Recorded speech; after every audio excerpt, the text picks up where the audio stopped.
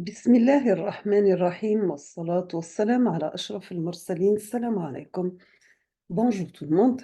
Aujourd'hui, on va voir le chapitre ensemble, le chapitre numéro 2, toujours في module téléphonie. On va voir ensemble les supports de transmission en téléphonie. Comme toujours, on commence par l'introduction. Donc, pour transmettre des informations d'un point à un autre, il faut un canal physique qui servira de chemin pour le passage de ces informations. Donc, pour transmettre des informations, il faut avoir un canal physique pour le passage de ces informations à travers cette canal. Ce canal est appelé support de transmission ou bien tout simplement canal de transmission. On peut distinguer deux grandes classes de supports de transmission. Nous avons les supports à guide physique et les supports sans guide physique. À titre d'exemple, pour les supports à guide physique, nous avons les paires torsadées, les câbles coaxiaux, les fibres optiques, etc. On passe maintenant au support sans guide physique. Vous avez les ondes hertziennes, radioélectriques, etc. Pour une chaîne de transmission, nous avons un transducteur d'émission à l'entrée et un transducteur de réception à la sortie. Entre les deux, nous avons l'émetteur, canal de transmission et un récepteur. Donc, entre l'émetteur et récepteur, nous avons un canal de transmission. Début et la fin, nous avons un transducteur début pour l'émission et à la fin, nous avons un transducteur pour la réception. Donc, on appelle ça une chaîne de transmission. Ces supports de transmission ont des caractéristiques spécifiques qui impliquent des contraintes à leur utilisation que nous rappelons brièvement dans ce chapitre, bien sûr. On va voir ensemble les différents types de supports de transmission utilisés dans les réseaux téléphoniques. Avant de voir ça, il faut commencer par les caractéristiques globales des supports de transmission. On va voir les caractéristiques essentielles du support de transmission, donc telles que, sachant que les possibilités de transmission, soit par rapport au débit, taux d'erreur, distance franchissable, etc., dépend essentiellement des caractéristiques et de l'environnement de celui-ci, bien sûr. Leur connaissance est donc nécessaire pour fabriquer de bons signaux, c'est-à-dire il faut les mieux adapter au support utilisé.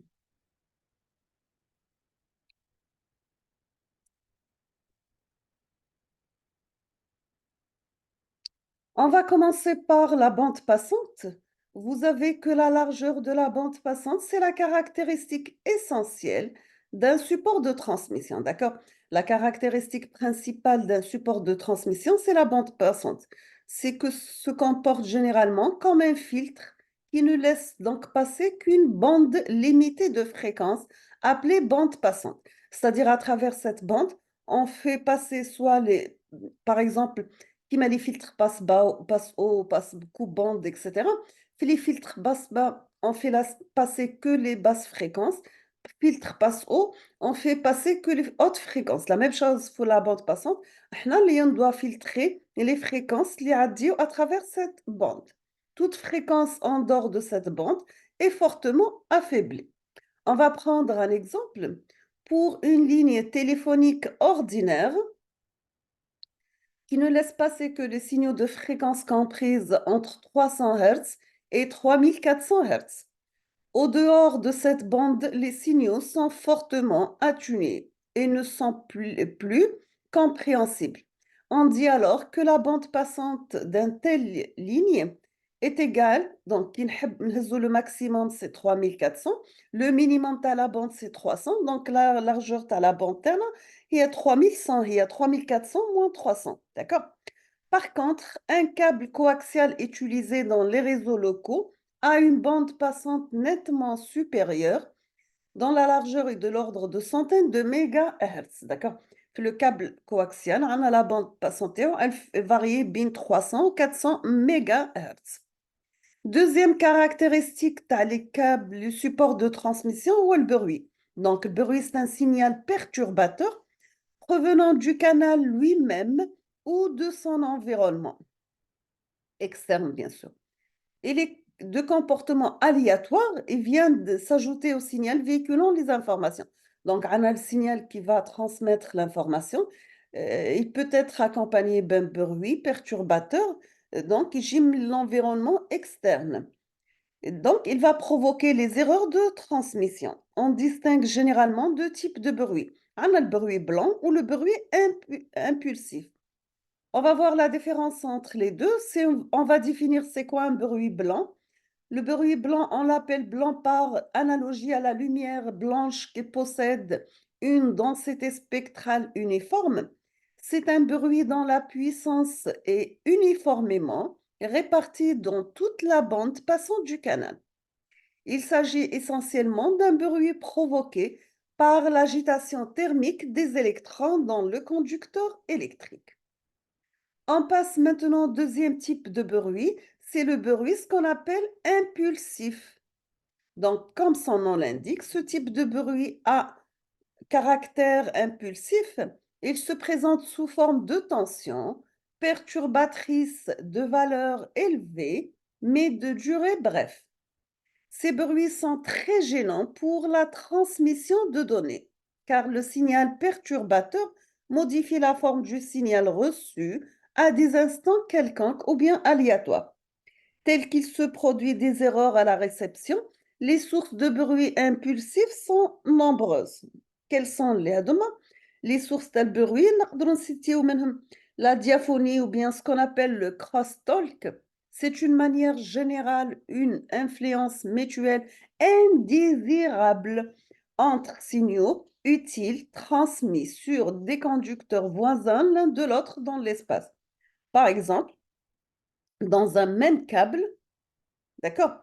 Cela résulte principalement d'un couplage inductif et du champ magnétique de l'une des lignes sur l'autre et réciproquement.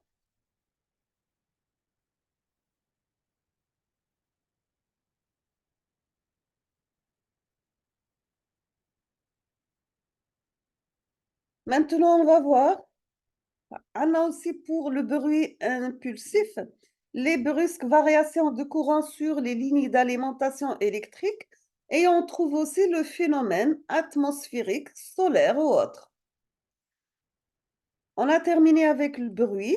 On passe maintenant, c'est quoi le rapport signal sur bruit?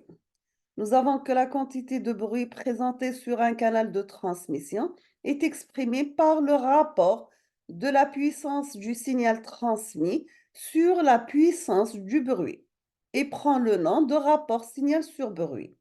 En écrivant ce rapport, puissance PS signal à la PB bruit et on coutume de l'exprimer sous la forme log signal sur bruit en décibels. Ce rapport pardon, varie dans le temps puisque le bruit n'est pas uniforme. Toutefois, on peut l'estimer une valeur moyenne sur un intervalle de temps. Nous avons aussi que le rapport signal sur bruit est aussi une caractéristique d'un canal de transmission. On passe maintenant à la capacité limitée des supports de transmission.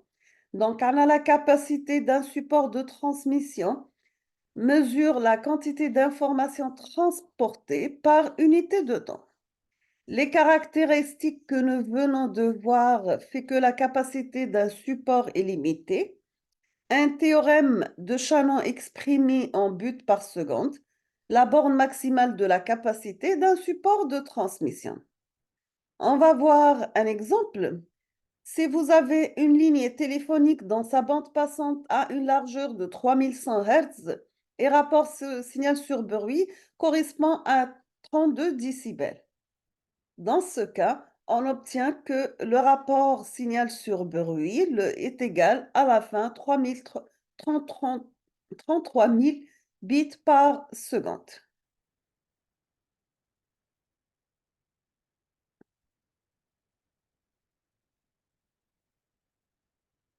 On a terminé avec les caractéristiques du support de transmission.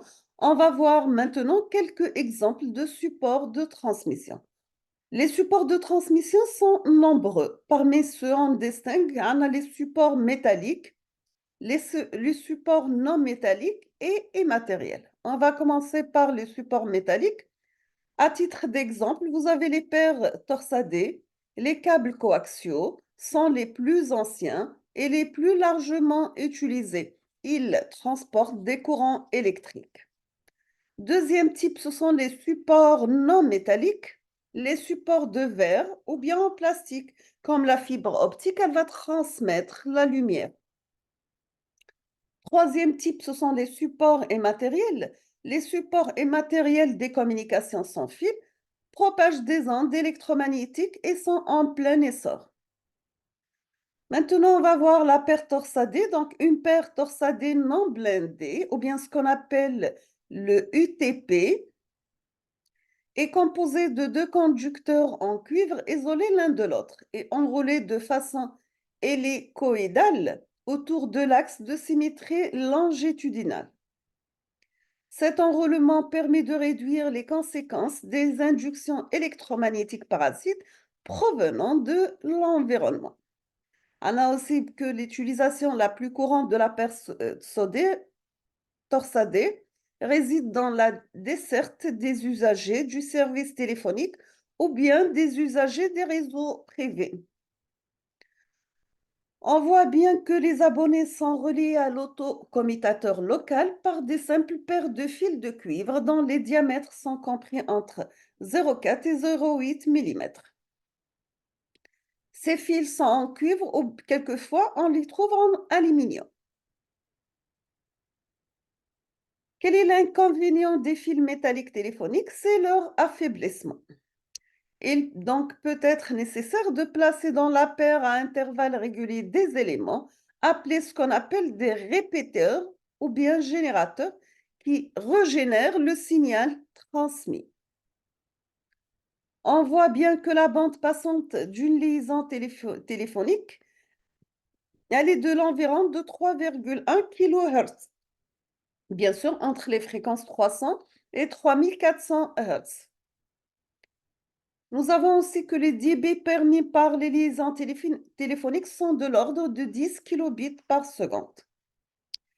Donc, Anna, elle peut arriver à 9600 bits par seconde en duplex intégral et peut arriver même jusqu'à 14 400 bits par seconde. Sur cette image, on voit deux types de paires torsadées. La première, c'est la blindée STP et la deuxième, c'est le non blindé UTP. Dans la première blindée STP, vous avez une gaine extérieure, blindage global, blindage des paires, la paire torsadée, des isolants en plastique à code de couleur. Dans la deuxième, la paire torsadée non blindée, le UTP, nous avons tout simplement la gaine plus les paires torsadées.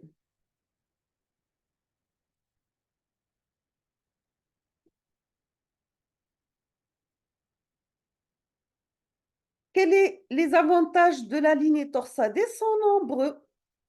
Ce sont des techniques très bien connues, facilité de connexion, ajout de nouveaux entrées sans problème et avec un coût faible. Mais certains constructeurs proposent des paires torsadées blindées, STP, c'est-à-dire enrobées d'un conducteur cylindrique qui protège mieux les parasites. Mieux des parasites, مش les parasites. Deuxième type, tu as le support de transmission, on a les câbles coaxiaux. Donc, pour éviter les perturbations dues au bruit externe, on utilise deux conducteurs métalliques cylindriques de même axe, séparés par un isolant. Le tout forme un câble coaxial. Donc, ce câble présente de meilleures performances que la paire torsadée. On a l'affaiblissement moindre, on a la transmission de signaux de fréquence plus élevée. Et la capacité de transmission d'un câble coaxial dépend de sa longueur et des caractéristiques physiques des conducteurs et l'isolant. À titre d'exemple, sur un kilomètre, un débit de plusieurs centaines de mégabits par seconde peut être atteint. Maintenant, pour des distances supérieures à 10 km, l'atténuation des signaux réduit considérablement les débits possibles. C'est la raison pour laquelle on utilise désormais les fibres optiques sur les liaisons grandes distances. Nous avons aussi que les câbles coaxiaux restent très utilisés dans les réseaux de télévision et les réseaux métropolitains, toujours à l'échelle d'une grande ville. Dans cette image, vous voyez bien le câble coaxial. Nous avons une gaine protectrice, un conducteur externe, un isolant et un conducteur interne. On passe maintenant à la fibre optique. Une fibre optique est constituée d'un fil de verre très fin. Elle comprend un cœur dans lequel se propage la lumière émise par une diode électroluminescente ou une source laser. On va voir dans la figure après. Et nous avons une gaine optique dans l'indice de réfraction, garantit que le signal lumineux reste dans la fibre et propage sur plusieurs kilomètres sans perte.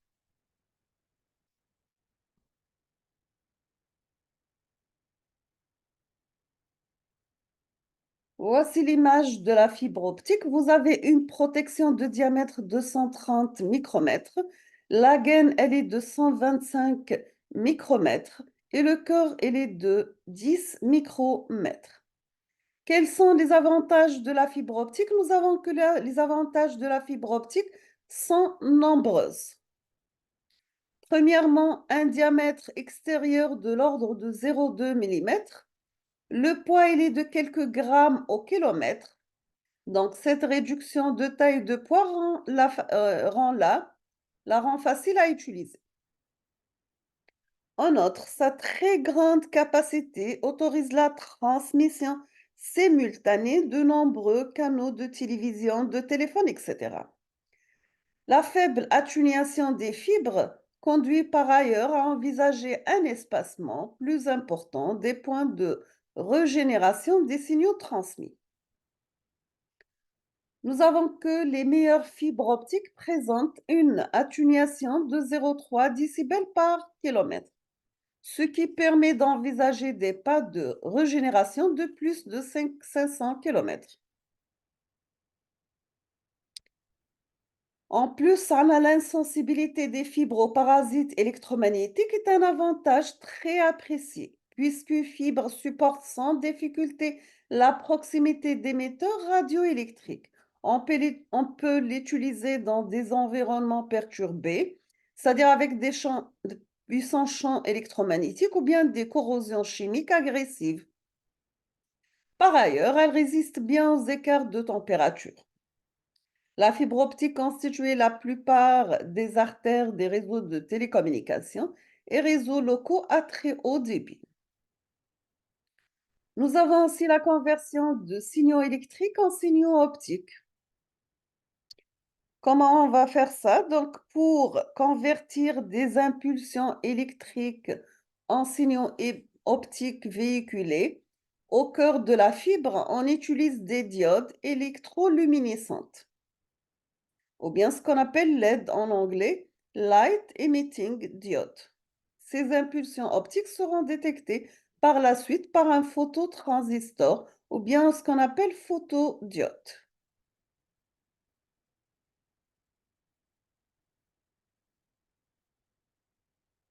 Les émetteurs utilisés sont de trois types, soit des LED qui fonctionnent dans le rouge visible 850 nanomètres, c'est ce qui est utilisé pour le standard Ethernet FWARL. Les diodes à infrarouge qui émettent dans l'invisible à 1300 nanomètres. Les lasers utilisés pour la fibre monomode dans la longueur d'onde, elle est 1300 ou 1550 nanomètres. Quels sont les trois types de fibres optiques? On trouve la fibre à saut d'indice. Elle est constituée d'un cœur et d'une gaine optique en verre de différents indices de réfraction. Cette fibre provoque, de par l'importante section du cœur, une grande dispersion des signaux la traversant, ce qui génère une déformation du signal reçu. Donc, on a la fibre à gradient d'indice dont le cœur est constitué de couches de verre successives ayant un indice de réfraction proche. On se rapproche ainsi d'une égalisation des temps de propagation, ce qui veut dire que là, on a réduit la dispersion nodale. Donc, la bande passante typique راح تكون entre 200 et 1500 MHz par kilomètre. Donc, vous voyez bien ici la fibre à saut d'indice, fibre à gradient d'indice dans la deuxième, et la troisième, c'est la fibre monomode. Donc ça, on voit bien dans cette figure la propagation de la lumière dans les trois types de fibres.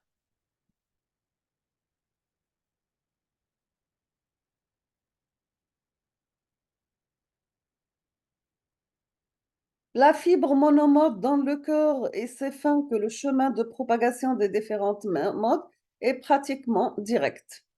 La dispersion nodale devient quasiment nulle. La bande passante transmise est presque infinie, donc elle est supérieure à 10 GHz par kilomètre.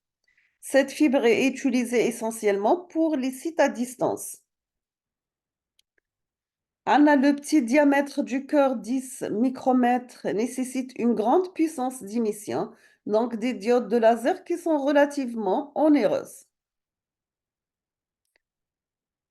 On a terminé avec la transmission, ce qu'on appelle filaire. On passe maintenant à la transmission sans fil. Pour la partie transmission sans fil, les ondes électromagnétiques se propagent dans l'atmosphère ou bien dans le vide. L'absence de support matériel apporte une certaine souplesse et convient aux applications comme la téléphonie, les télécommunications mobiles sans nécessiter la pose coûteuse des câbles. On utilise des transmissions directionnelles avec des fuseaux hertziens pour franchir de grandes distances ou, par contraire, des transmissions avec des ondes diffusées pour atteindre des récepteurs géographiquement dispersés. On passe, à titre d'exemple, pour les liaisons non filaires, sans fil, on a les fuseaux artésiens. Les fuseaux artésiens reposent sur l'utilisation de fréquences très élevées, donc variant de 10 GHz à 15 GHz et jusqu'à 40 GHz, et de fuseaux produits par des antennes directionnelles émettant dans une direction donnée. La propagation des ondes est limitée à l'horizon optique et la transmission se fait entre des stations placées en hauteur, par exemple au sommet d'une colline. Pour éviter les obstacles dus aux constructions, les fuseaux hertziens s'utilisent pour la transmission par satellite pour celle des chaînes de télévision ou pour constituer des artères de transmission longue distance dans les réseaux téléphoniques.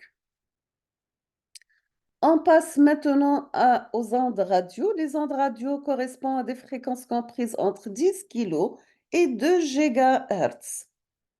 Contrairement aux fuseaux hertziens, il n'est pas nécessaire d'avoir une visibilité directe entre émetteur et récepteur, car celui-ci utilise l'ensemble des ondes réfléchies et diffractées. En revanche, la qualité de la transmission est moindre car les interférences sont nombreuses et la puissance d'émission est beaucoup plus faible.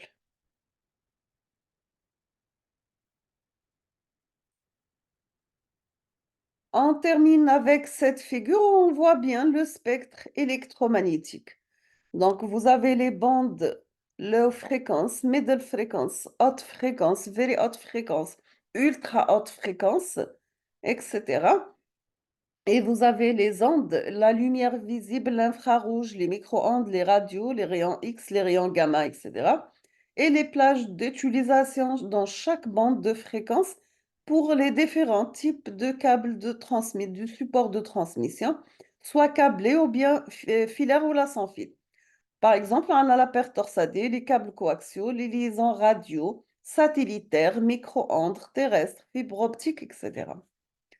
On va s'arrêter ici pour le deuxième chapitre, support de transmission en téléphonie. À la prochaine vidéo, Inch'Allah, on va voir ensemble la suite du cours. Merci.